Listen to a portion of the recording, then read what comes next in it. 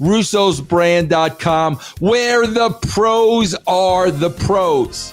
Time out, the Disco Inferno show.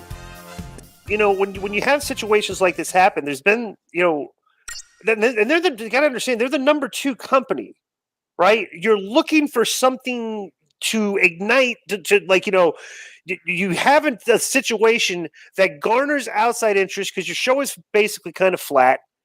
You're fluctuating just barely under a million viewers. 3 years ago, you started off with 1.4 million viewers. So it's like, I don't care what since that time, it's fascinating how the wrestling media, in conjunction with AEW, have changed all the narratives of it's now it's the demo is all that matters and stuff and everything, which is fascinating. Okay, because 50% of your audience is over 50 years old. Mm-hmm. Like, that's the wrestling audience. It says 50, and people, when they hear that, like, wow, really? It's like, yeah, that's the truth. On the television view, the wrestling's not drawing new viewers, like young new people watching the show. And WWE is trying to. AEW is not at all. They're just got this weird audience that's basically, all of them are from kind of like the Meltzer community. They all read the dirt sheets. They all are invested in the star ratings. And, Dave's talking about how great the matches are and stuff and things. So you got to watch these matches and stuff and all that. But, they're not getting any traction with those narratives at all. Bro, I looked at a number yesterday from the WrestleNomics guy. Bro, do you know Rampage this past Friday was 46% down from last year, same exact week? Bro, that's half your audience. Yeah. You've lost half your audience in the last year, bro. Well, you don't want to talk about, and they keep talking about how AEW is doing well. Yeah. And I'm like, how can we ignore the stock market dropped like 850 points today so far, right? Yeah. The Dow. It's like, and you look at that as a bit like, say that this who cares? That's no big deal. Yeah, right. No, it isn't. It's like it's a massive drop, right? So they changed the narratives. The demo is all that matters.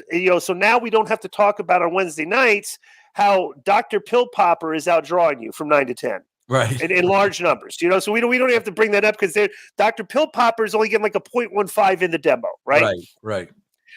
So I think that's hysterical too. By the way, nobody, but they talk about tennis, right? The competitions, right. the housewives and everything. Right. Like, bro, what about Dr. Pill Popper? Right. They're drawing 1.9 million people. You're drawing 1 million. Right. From 9 to 10. It's like So they've changed all the narrative stuff, everything. So you have an opportunity here where they got like when AEW started. They had outside. Okay, people are interested. The lapsed fan. Well, the lapsed fan absolutely exists. And they're ready to watch if they hear something's happening or something's good. And we've seen that with WWE when Vince has been retired. Yeah, a lot of fans have decided, Vince is not in charge of it. I'm going to start watching. Oh, hold on. You could even go back further because I know what you're going to say, Glenn. I'm telling you because I was there. The game changer in the WWE when you guys were kicking our ass was Bret Hart punching Vince McMahon in the face. Exactly. So I want to get to that. That was it. I want to get to that. Right. Okay. So it's like, so when real things happen, it just generates interest. And this was something real that happened. And it's like, my take originally, like you can go through history in professional wrestling, Bret and Vince, Bret and Shawn.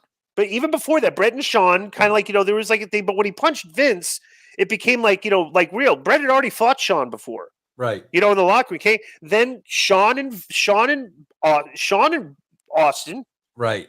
Where they had a lot of, stuff and things. And then, and then Flair and Bischoff. Absolutely. Flair and Bischoff. They made Steiner and Bischoff to some extent. And Bischoff. Right. And it's like those drew. Yep. It created interest. People asked, "Oh, hey, we're going to tune in, right?" So my whole take was, and me and Conan was this is like, from the initial part of it, just the scrum. Okay, what happened scrum? Because then we heard, that they had a fight, but still maybe we can sort this out, and stuff like that, because we didn't get the details, right? But the whole thing was like, okay, this is the facts. Adam Page went into business for himself.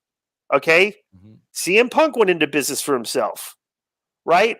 As the owner of the company, you would sit there and tell this is what you would probably do. You know, and given this situation, if this was Vince McMahon and you guys are saying, you get these guys in the room, okay, look, you went into business for yourself. You went into business for yourself. Now we're going to do business for me because I'm the one that's paying you guys. Absolutely. Okay. Absolutely. And so if you guys want to get paid and you want to go, hey, we're going to turn this into business for me. Bro, you know? I had to do that with Jeff and Kurt.